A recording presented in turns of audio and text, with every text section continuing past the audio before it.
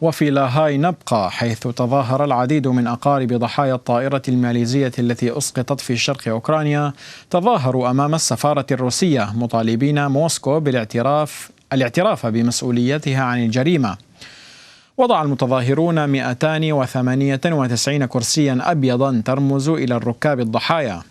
وكانت الطائرة من طراز بوينغ 777 التابعة لشركة الخطوط الماليزية في رحلة من أمستردام إلى كوالالمبور، عندما أسقطت بصاروخ أطلقه المسلحون الموالون لروسيا من منطقة دونيسك المحتلة في 17 من يوليو 2014، ما أدى إلى مقتل 298 شخصا كانوا على متنها.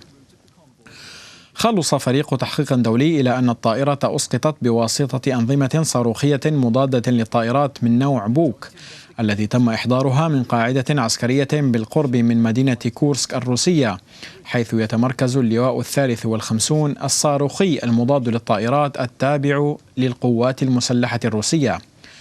وجهت كل من هولندا وأستراليا في مايو الماضي اتهامات رسمية لروسيا بالتورط في حادث تحطم الطائرة.